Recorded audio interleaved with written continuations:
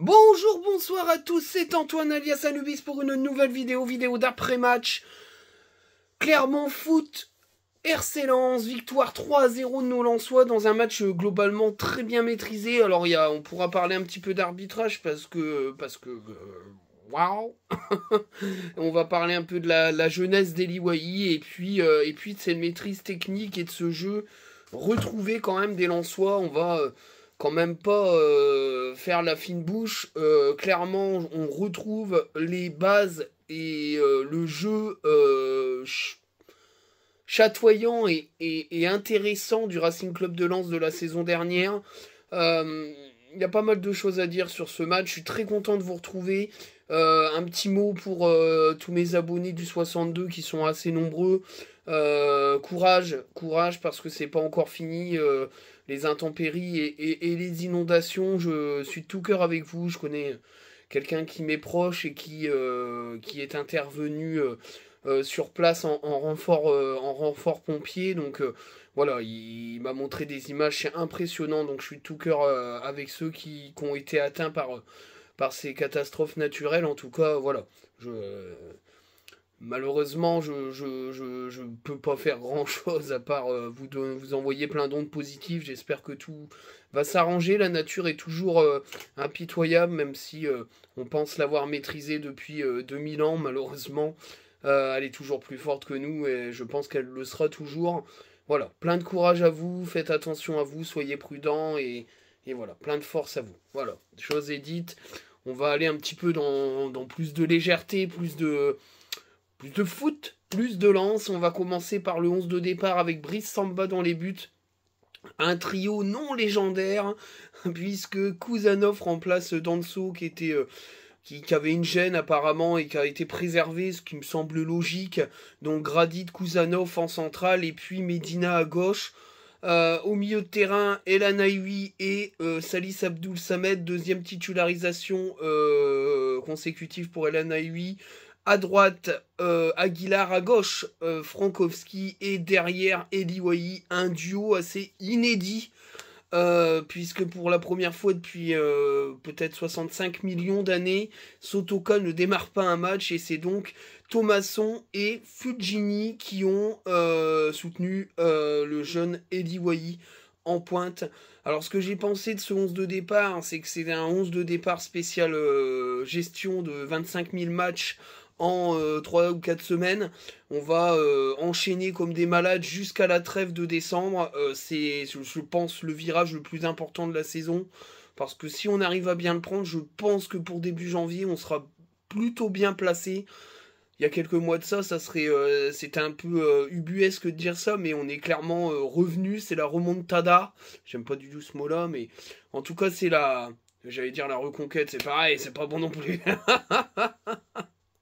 C'est la course en avant, c'est le sprint et on s'est plutôt bien replacé. On en reviendra un petit peu après dans le débrief et dans les conclusions. En tout cas, ce 11 de départ, il était plutôt intéressant dans la gestion des mecs, surtout que Danso, il faut absolument pas qu'il se pète. Donc, et Kouzanov a largement le niveau, ce jeune Ouzbek, pour démarrer un match titulaire face à Clermont, même si, avec tout le respect que j'ai pour Clermont, je pense que c'était un match à sa portée pour ce jeune très intéressant du club. Et puis, voilà, Frankowski préféré à Massadio Haidara qui était malade. Mawassa était dans le groupe, mais bon... voilà. Et puis, du coup, il devait être, je pense, le 21e homme. Mais comme Danso s'est blessé, du coup, il a intégré le groupe à temps complet. Et puis, un duo Thomasson-Fujini derrière Wahi. C'est pour faire reposer Sotoka. Clairement, on en reviendra un petit peu dans l'analyse du match. Après, moi, ça me fait pas rêver, Thomasson-Fujini. Je vais pas vous le cacher. Alors, plus Thomasson que Fujini, même si... on y reviendra aussi dans l'analyse. C'était pas non plus exceptionnel Fujini hier, mais c'est un milieu de terrain qui me fait pas rêver clairement. Ça manque d'un mec de poids à ce poste-là pour soutenir Eli Wahi. Voilà, clairement. Et voilà, je pense, rectifier ça pendant le mercato. D'ailleurs, je ferai une vidéo scouting dans le cours du mois de décembre. Alors, pour ceux qui... c'est une petite parenthèse, hein, après j'enclenche les analyses et les notations, mais pour ceux qui connaissent pas, qui viennent d'arriver sur la chaîne, les vidéos scouting, c'est pas des infos mercato, hein, je suis pas insider du tout. Maintenant, dans mes contacts, j'ai pas mal de gens qui tournent autour du monde du scouting et de l'observation de joueurs, de la data, et j'ai des infos par rapport aux joueurs suivis, ce qui n'a rien à voir avec du mercato, hein. On n'est pas sur des propositions, d'ailleurs pour ceux qui me suivent depuis longtemps, ils vous le diront si vous avez des questions à poser, je ne parle jamais d'infos mercato venant de moi parce que je n'en ai pas, et voilà, je reprends les actualités mercato, ça c'est autre chose, c'est-à-dire que je reprends les articles sur les rumeurs, etc. des joueurs, et puis j'en dis ce que je pense, et je parle aussi de scouting. Alors, des fois les joueurs sont visés et recrutés, notamment Buxa dont j'avais parlé dans du scouting. J'avais également parlé aussi un petit peu de Luis Openda, même si j'étais pas convaincu qu'il viendrait, et puis au final il est venu. Mais voilà, d'autres joueurs dont j'ai cité le nom sont jamais arrivés au club parce que ça reste du scouting et qu'entre le scouting et la finalisation d'un contrat, il y a un monde, mais ça peut donner un ordre d'idée dans ce que recherche le club. Clairement, on avait parlé d'attaquants et voilà, j'avais parlé d'Hugo Ekitike et d'Eliwayi qui étaient surveillés, suivis, mais bon, comme la plupart des grosses cylindrées du championnat et puis d'Europe. On reviendra sur tout ça, Ekitike, surtout parce que j'ai discuté avec des Parisiens et j'en parlerai dans la vidéo. Ça peut être intéressant à raconter. Alors je suis désolé, il y a un petit jeu d'ombre parce que le soleil presque d'hiver se reflète dans mes fleurs, donc du coup j'ai un aspect un peu un petit peu ombragé. Oh, c'est pas grave, hein. Faut être avec ses saisons, hein. On peut bouger ou pas. Ouais, bon, ça change rien, c'est peut-être pire. Bon, on s'en fiche, c'est rien, ça fait aspect camouflage, on fera avec, hein. On n'est pas là pour faire du perfecto, c'est pas possible. Je suis pas assez équipé, mais je pense que l'année prochaine, on va aller sur un équipement qui va peut-être me permettre d'être un petit peu plus propre dans les vidéos, même si ça reste encore à peu près abordable, mais on va voir à ça, faut que je regarde à ça. En tout cas, parenthèse fermée, oui, il manque un milieu de terrain. Alors, quand je vois Van den Beek de Manchester dire qu'il veut aller ailleurs au mercato d'hiver, viens gamin. Viens mec, un mec de 26 ans avec cette expérience-là, cette qualité de passe-là, cette qualité de vista-là, moi je le prends tous les jours à Lens, hein. Van den Beek, on en parlait avec d'autres tweetos, c'est clair que si Lens avait flairé le bon truc d'aller le chercher, peut-être pour la Ligue des Champions ou pour la Ligue Europa et puis le championnat, ça pourrait faire du bien, mais il faut absolument pas qu'il rentre dans une rota du milieu de terrain défensif. Faut que ça soit derrière l'attaquant, hein. Là, faut pas recruter de milieu de terrain défensif. Il y a largement ce qu'il faut en termes de joueurs, de qualité aussi, même si Andy Diouf est dire mauvais, c'est méchant, et pas terrible et il doit montrer plus. Je pense qu'il y a ce qu'il faut en milieu de terrain défensif, relayeur. Il faut un milieu de terrain de soutien de l'attaquant, obligatoirement. Pour moi, c'est la recrue principale. Et puis un attaquant, parce que, bon, on en reviendra, mais Guy Lavogui a pris un sacré star. Je sais pas ce que ça va donner, mais à mon avis, il sera pas là pour Arsenal. Ou alors c'est plus de peur que de mal, mais on verra bien. Mais voilà, pour moi, c'est la priorité du mercato, un milieu de terrain offensif. Voilà. Habib Diarra a prolongé à Strasbourg jusqu'en 2028. J'ai du mal à croire que Lens va mettre plus de 10 millions d'euros au mercato d'hiver sur ce type d'éléments, c'est trop cher. Peut-être à l'été, si vraiment Francaise le veut absolument, ils craqueront leur slip, mais bon.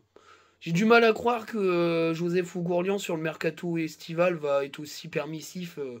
Il va vouloir des dossiers béton, méga béton, pour mettre sa signature sur le chèque, sinon il dira no way, hein. S'il a des doutes... Je pense que là, vraiment, il va vouloir une validation totale de toute la direction pour recruter le joueur. Je pense que c'est sûr et certain. Voilà.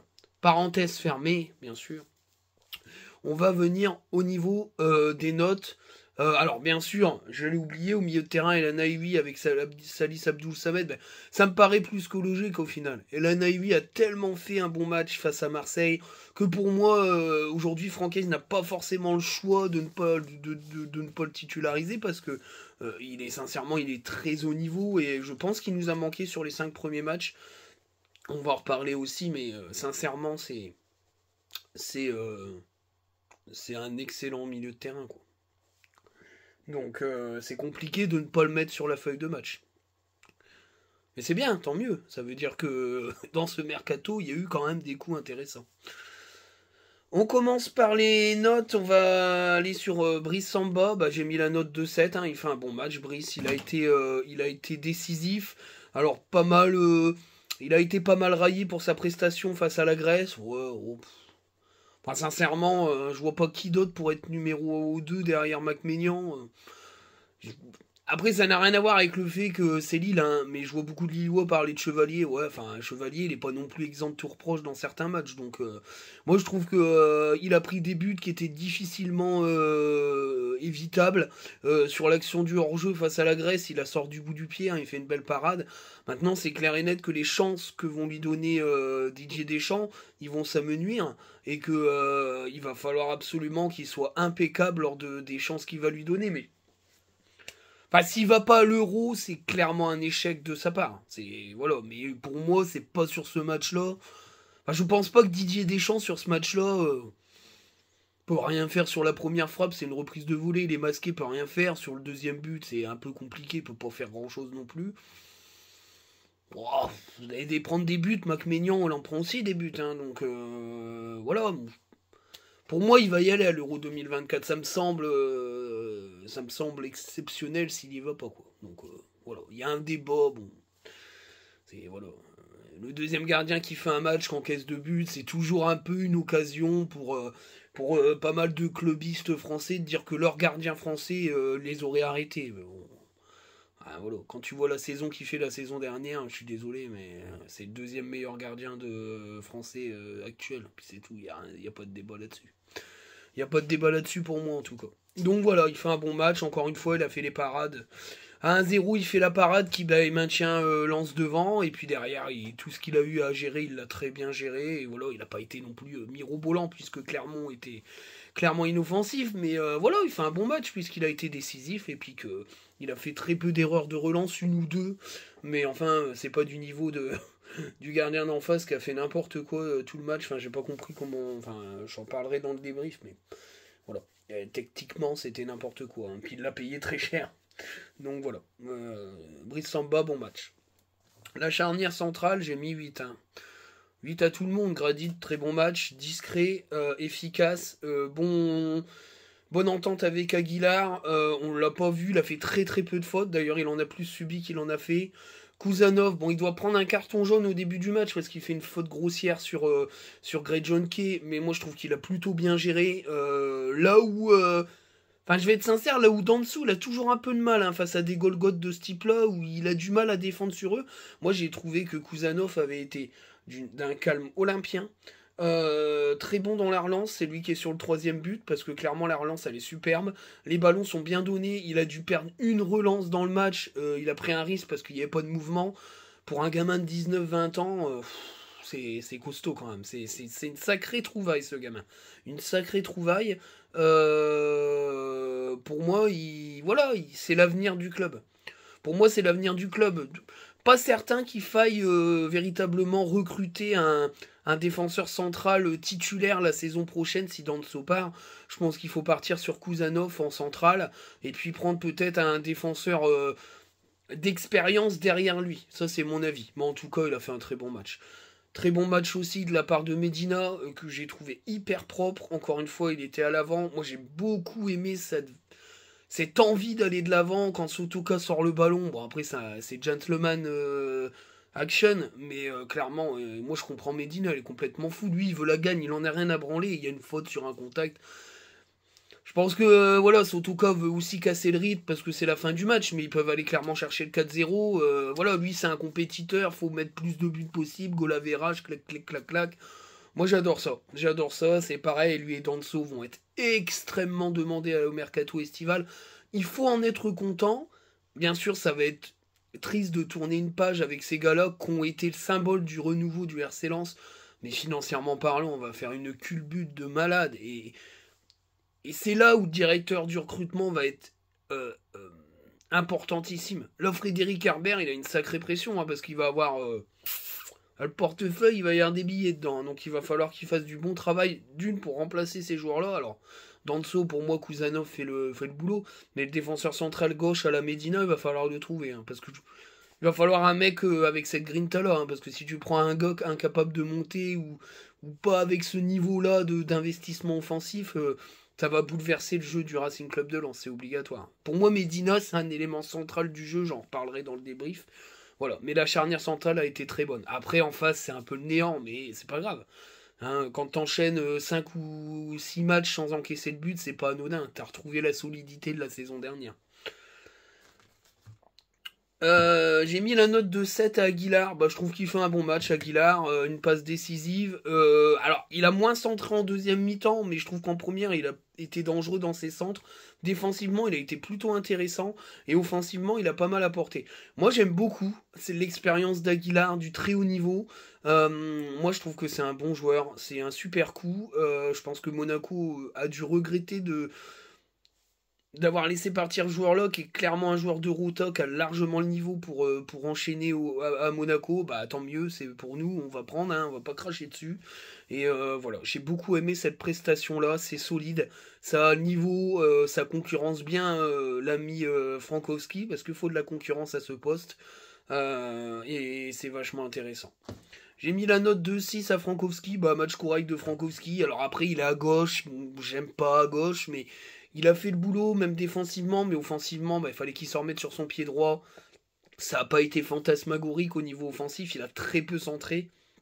Il a pas mal combiné, mais avec peu d'efficacité, parce qu'il n'est pas à l'aise sur ce côté gauche offensivement, et qu'aujourd'hui, toutes les équipes savent le prendre pour éviter qu'il repique vers l'intérieur pour enrouler du droit. Donc bah c'est compliqué, mais je trouve que la prestation est correcte. Il n'y a pas grand chose à dire. Voilà, ça a été du bon Frankowski à gauche, avec tous les handicaps que ça demande de jouer à gauche quand t'es droitier. Voilà, mais en tout cas c'est vachement intéressant.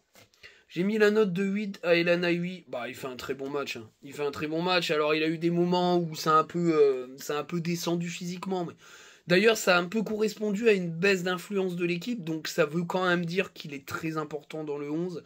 Moi, j'ai retrouvé des gestes à la Seko Fofana. Alors, avec la puissance en moins, l'élégance en plus. Moi, je le trouve très fin techniquement et très élégant ballon au pied. Moi, j'ai trouvé certaines sorties de balle. Alors, il y a des fautes sur lui, mais qui sont fofanesques. Maintenant, c'est pas du tout un Seko Fofana, mais il a vraiment cette capacité de se sortir du pressing et cette technique au-dessus de la moyenne qui lui permet d'être très intéressant dans les transitions. Moi, je l'ai trouvé très juste, très combatif à la récupération. Il y a une occasion, il doit la mettre au fond. Hein. C'est dommage, il arrive pas à mettre bien le ballon. Il a été très intéressant dans la finition, c'est-à-dire dans la fin des actions où il s'est projeté. Moi, j'ai beaucoup aimé. Pour moi, ça va être compliqué aujourd'hui pour Francaise de le sortir du 11 de départ. Du coup, ça va changer un petit peu ça peut changer un petit peu la hiérarchie dans la gestion du milieu, parce qu'aujourd'hui, pour moi, El Anaoui, c'est compliqué de ne pas le titulariser. Alors peut-être qu'il va mettre Samed et Mendy en Ligue des Champions, mais pour moi, ça fait doublon, j'aime pas du tout, et puis ça nie qu'il y a pas... Il n'y a pas de création avec ces deux joueurs-là. Clairement, c'est d'excellents récupérateurs, mais c'est pas des créateurs. Pour moi, aujourd'hui, il y a une place pour ces deux mecs-là. Et puis Andy Diouf derrière, avec Thomasson qui peut venir dépanner. Pour moi, aujourd'hui, Andy Diouf, il est passé quatrième dans la hiérarchie, et ça doit faire mal aux mecs de 20 ans. Parce qu'il avait été recruté pour être un leader de ce milieu. Il n'y a pas certains qui restent un an de plus, après avoir. Mais ça va être compliqué pour lui, hein, là. Voilà. Alors il va rentrer à la place d'El Anaoui, certainement, mais ça veut dire qu'aujourd'hui il va y avoir deux doublettes, la doublette titulaire et la doublette remplaçante. Ça change pas mal la donne. Mais en tout cas la prestation est vraiment intéressante. J'ai mis la note de 6 à Salis Abdul Samed. Bah, il fait un match correct. Alors après, il y a... Dans la récup, dans la bataille pour récupérer les ballons, il a vraiment retrouvé le niveau qui était le sien de la saison dernière. Dans l'utilisation du ballon, ça reste extrêmement faible. C'est pas du tout son fort. Là-dessus, il est très loin d'un Doucouré, par exemple, qui était beaucoup plus habile dans la passe et dans la projection vers l'avant. Lui, il a du mal à le faire. D'ailleurs, j'ai trouvé qu'il cherchait beaucoup El Naïwi pour que lui fasse le travail. Limite, c'est très bien comme ça. Moi, je trouve que là, c'est mieux que Samed qui essaye de faire du Seko Fofana ou qui essaye de prendre le jeu à son compte alors qu'il en a pas les capacités. Pour moi, hein. Mais en tout cas, c'est correct. J'ai pas mis bon match parce que je trouve que cette utilisation, ces pertes de balles, ben ça gâche un peu la presta. Voilà. Quand il va gommer ça et qu'il va être vraiment juste dans ses passes, je mettrai 7. Mais pour l'instant, je mets 6. En tout cas, il est en nette progression. Et on retrouve un Abdul Samed en soutien d'un milieu de terrain un peu box-to-box. Beaucoup plus à l'aise dans ce rôle-là que d'avoir un peu le poids du jeu de l'équipe sur les épaules qui, pour moi, ne lui allait pas, surtout avec une prépa qu'il a il n'a pas géré quoi, donc c'est un peu compliqué. C'est un peu compliqué. J'ai mis la note de 4 au duo Fulgini-Thomasson, bah c'est insuffisant clairement. Alors Thomasson a un 4 moins, presque 3, parce que moi je trouve que même s'il a mis un but, la presta est pas géniale, il a perdu pas mal de ballons, que d'erreurs en première mi-temps, de ballons mal donnés, dans mauvais tempo. Pour moi, il a toujours pas remis les pieds au sol. Ça pose quand même un problème dans ce système-là de 3-4-2-1 où tes milieux de terrain offensifs sont hyper primordiaux pour ton animation offensive sur les 30 derniers mètres. Fulgini, bah, il est vachement fragile physiquement, quoi. Des fois, l'impression qu'il s'en mêle les pinceaux. Les corners ont été plutôt bien tirés, mais je l'ai trouvé assez neutre, en fait. Voilà, et comme il a fait pas mal de petites erreurs techniques, bah, ça a diminué encore sa note. Il aurait peut-être été un peu plus juste physiquement.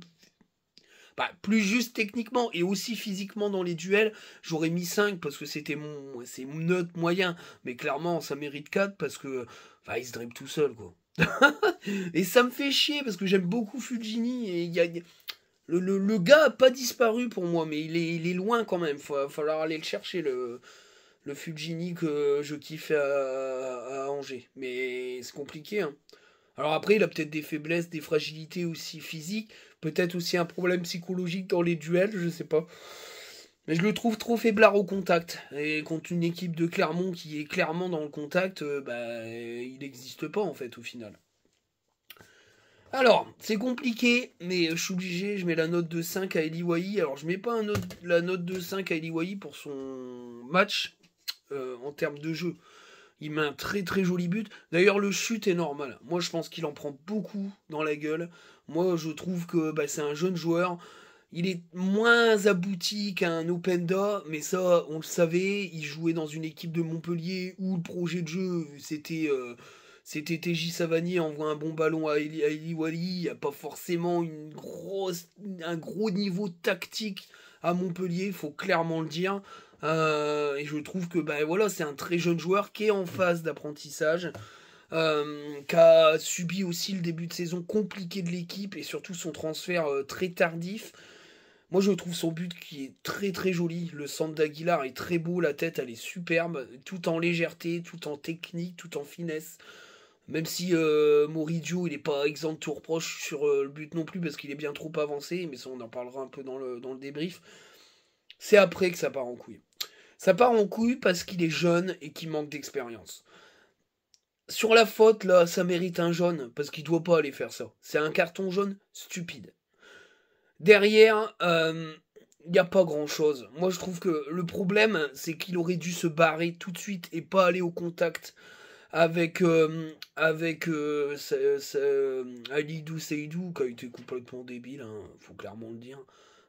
Pourtant, j'aime bien le joueur, hein, mais là, cette mentalité-là m'a un peu deg. Hein. Franchement, ça m'a refroidi. Hein. Qui est clairement allé chercher le fait de le faire expulser, quoi.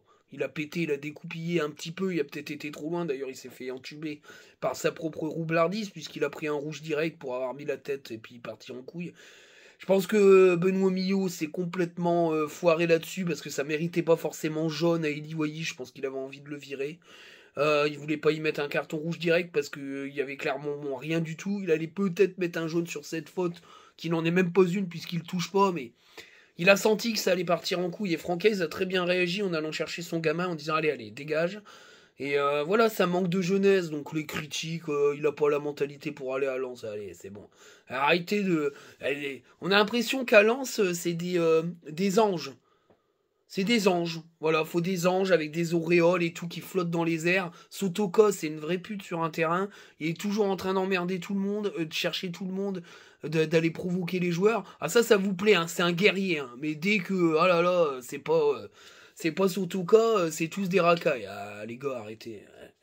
Et dans l'équipe, on avait des Lachor et compagnie, c'était des vrais chiens sur le terrain. Démon, c'est pareil, c'était un enfoiré sur le terrain. C'est ça, c'est des mecs de poigne.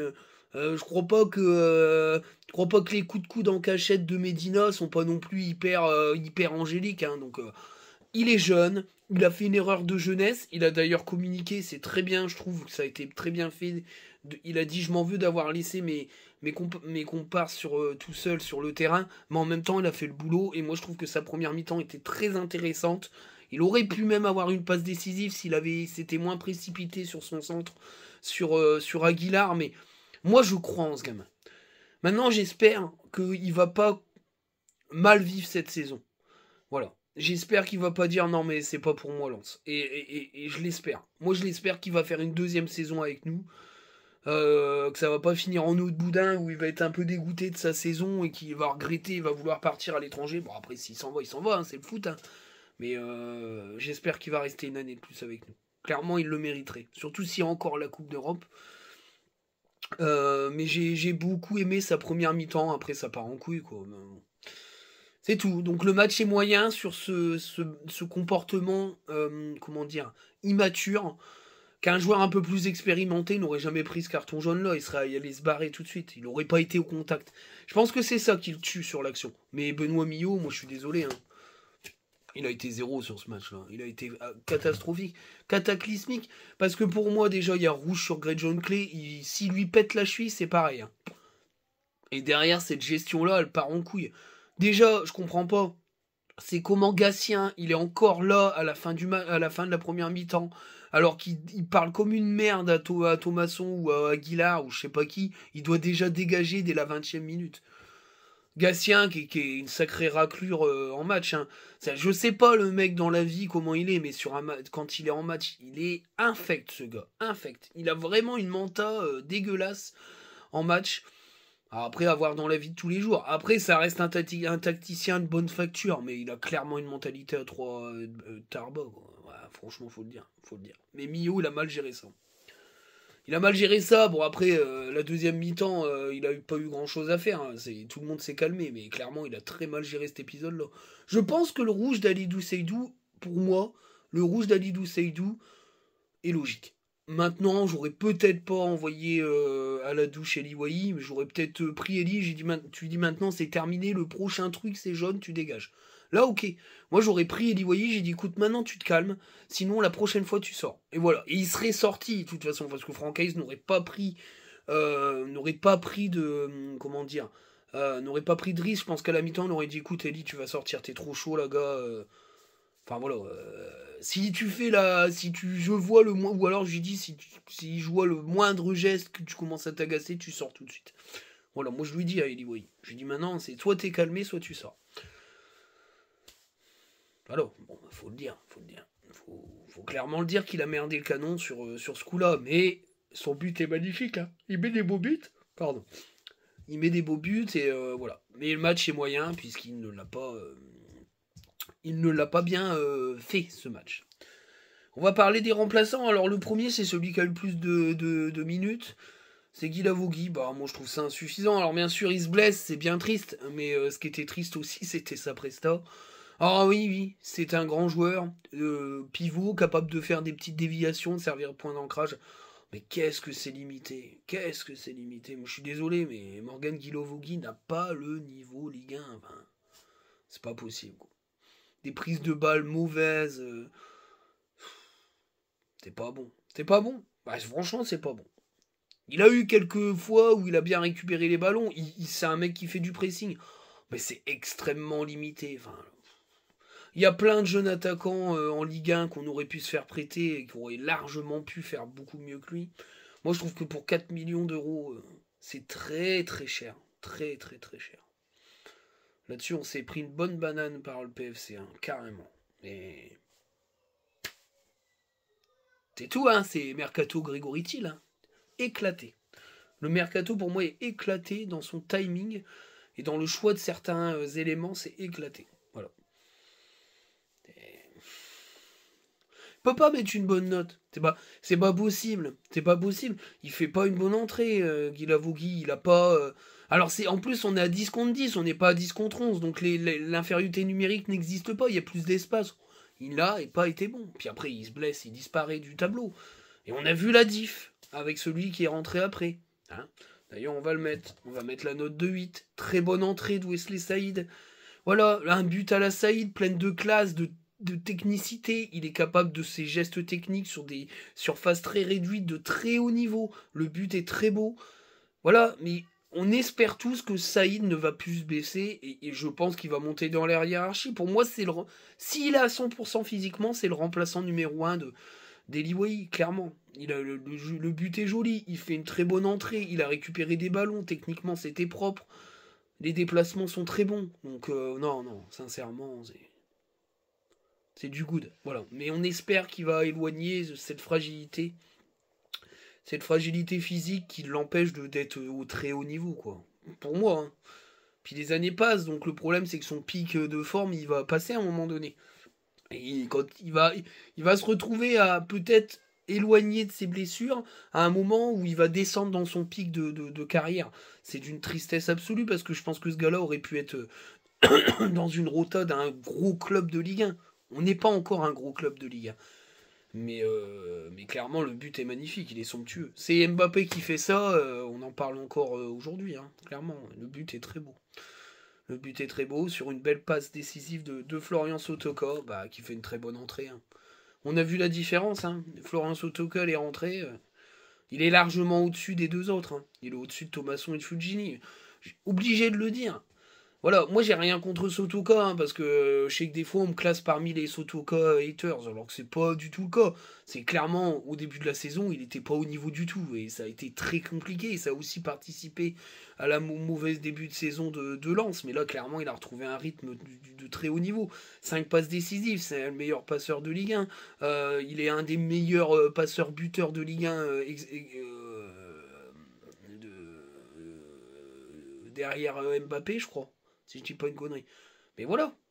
La passe, elle est superbe. Alors bien sûr, il est super bien lancé par Kouzanov, hein, qui fait une passe, il défonce tout le milieu de terrain Clermont. Puis derrière, la passe de Sotoka est très juste pour Wesley Saïd, qui fait l'essentiel du travail sur ce super numéro. Mais il y a une passe décisive quand même, hein, parce qu'il touche 2 fois le ballon, il marque. Donc il n'y a pas de passe décisive. Hein, il n'a pas galopé pendant 3 heures, Saïd. Mais voilà, puis même dans la justesse technique, dans la prise de balle, ça n'a rien à voir. C'est un niveau au-dessus des deux autres. Hein.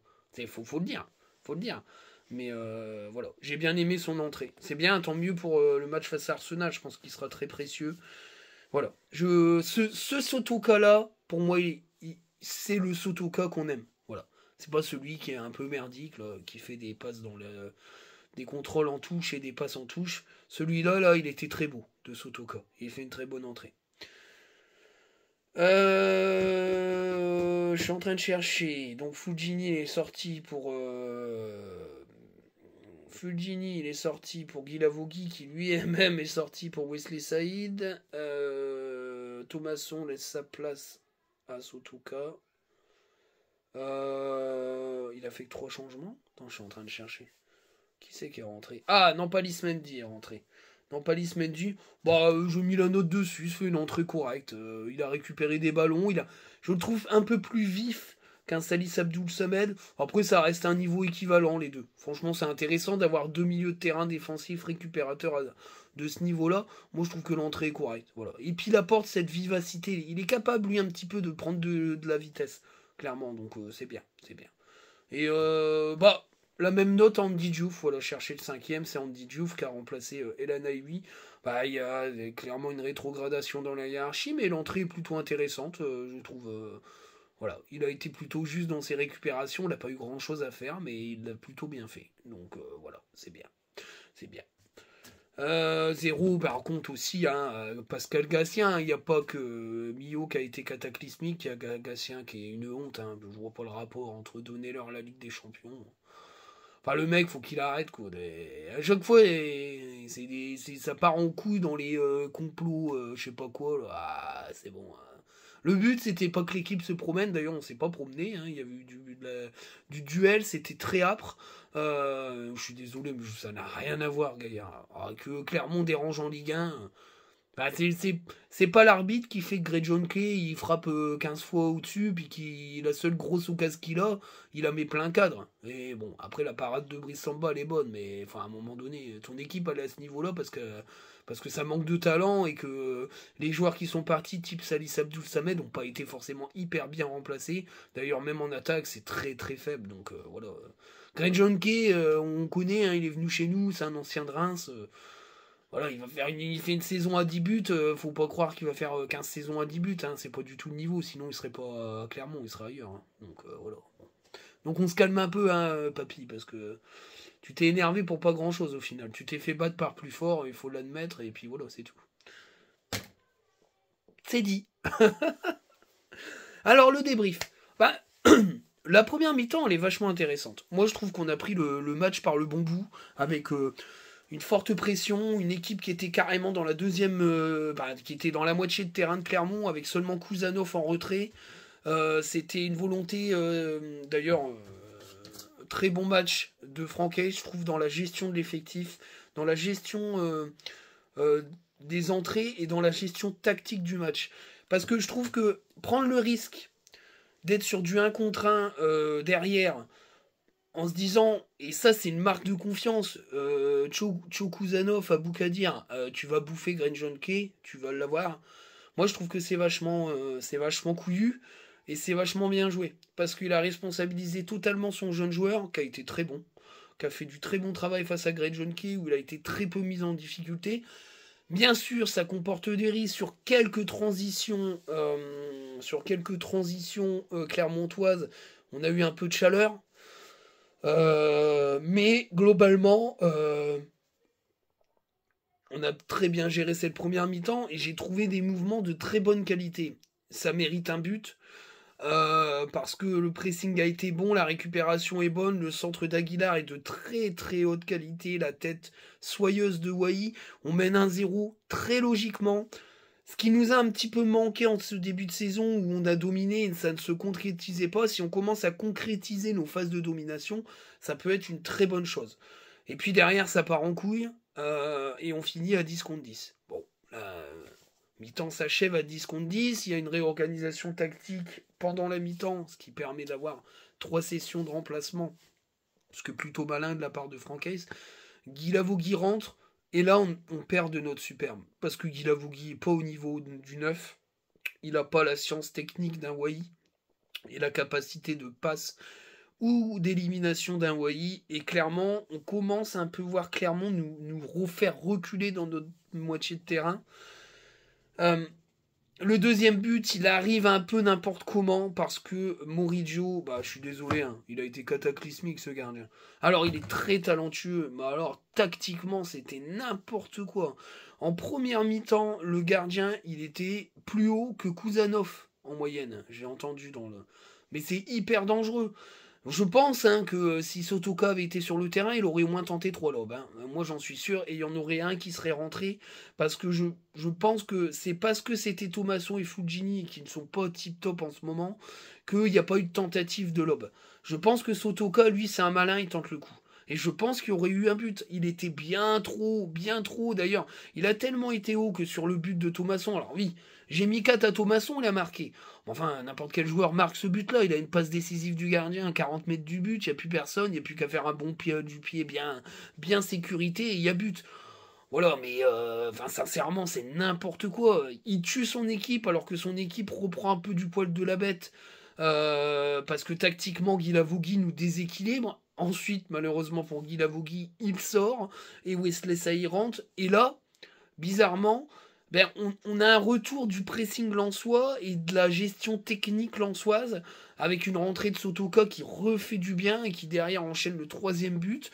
On aurait pu en mettre un 4e si Sotoka n'avait pas été trop gentleman. Et voilà, mais c'est un match qu'on a géré avec une certaine forme de facilité, de maturité, et en grosse équipe de Ligue 1. Voilà, moi je le dis clairement, on a géré en grosse équipe de Ligue 1. C'est le premier match avant Ligue des Champions qu'on a su très bien gérer, parce que les premiers n'ont pas été bons, ça soit Metz ou Le Havre.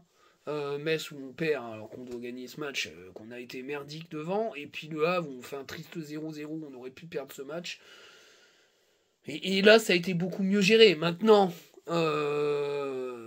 c'était clairement en face, c'est clairement une équipe qui va jouer le maintien, même si ils ont un match en retard. Je pense que s'ils gagnent face à Montpellier, euh, ils vont pouvoir relancer leur saison. S'ils perdent face à Montpellier, ça va être très compliqué pour Clermont de se maintenir.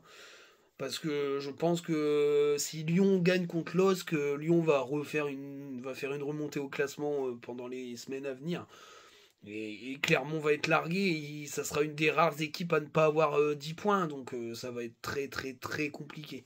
Maintenant, il y a beaucoup d'équipes qui sont concernées par la lutte pour le maintien.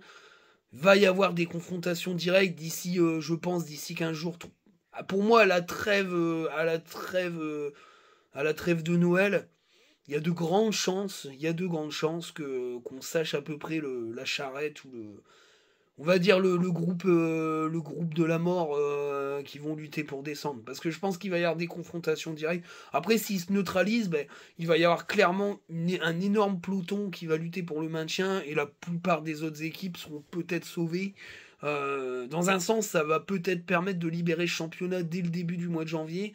Mais voilà, je pense que la lutte, elle est déjà presque scellée pour certaines équipes, où ils vont être obligatoirement dans la lutte pour le maintien, clairement.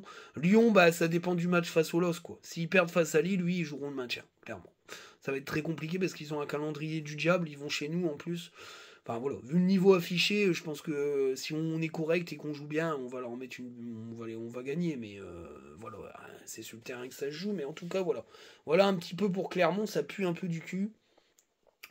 Et puis voilà, alors la conclusion, c'est 3 points, c'est 19 points, on est à 1 point des 4-5e, à 5 points du premier de la première équipe sur le podium, je crois, Monaco.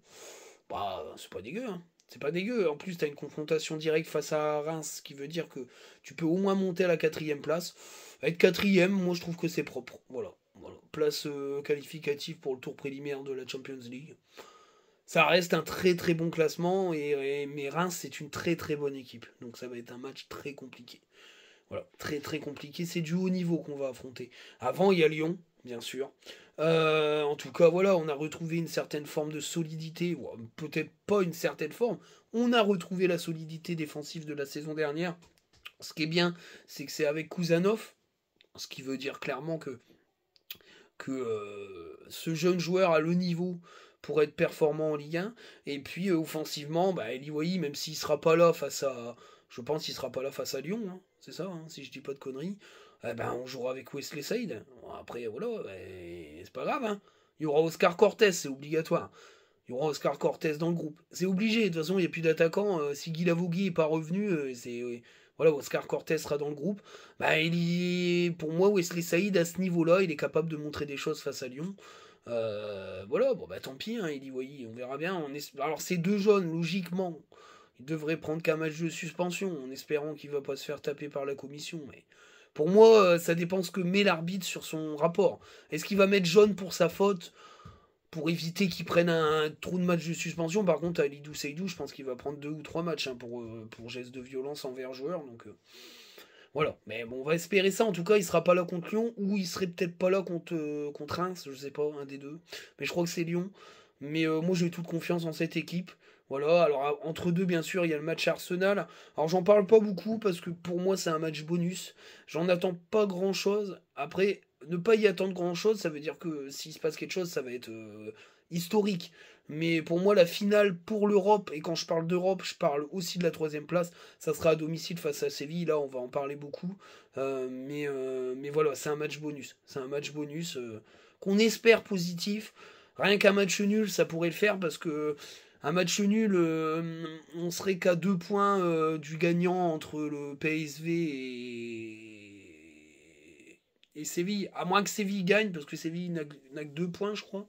Séville n'a que 2 points, si je dis de conneries, ou 1 point. Enfin bref, je crois que c'est 2 points, parce que si on perd face à Arsenal et que Séville l'emporte au PSV, on serait 3 à égalité à 5 points. Donc il y aurait une finale. Voilà. Alors, le meilleur scénar, c'est de faire un match nul à Arsenal. Je parle pas de victoire. Un match nul à Arsenal et que Séville gagne face au PSV. On sera à 6 points, Séville à 5 et PSV à 5. Ce qui voudrait dire que gagner face à Séville nous ouvrirait les portes des huitièmes de finale de Ligue des Champions. Et que bah faudrait un match nul entre Séville et le PSV. Enfin, faudrait un match nul entre le PSV et Arsenal pour espérer qu'on se fasse pas bouffer. Mais non, même pas, parce que faut pas que le PSV l'emporte face à Arsenal. En fait, c'est ça le truc. Et il faut que nous on fasse au moins 2 points. Faut qu'on fasse au moins 2 points pour être européen, quoi. Voilà. Faut qu'on fasse 2 points pour être européen et que PSV ne gagne pas ces 2 matchs. Voilà. Séville, ils seront soit deuxième, soit quatrième, je crois, parce que de toute façon, soit deuxième, soit troisième, pardon. Oh, mes calculs sont pas bons. Enfin bref, mais un résultat face à Arsenal nous soulagerait et on aurait une vraie finale pour la Champions League.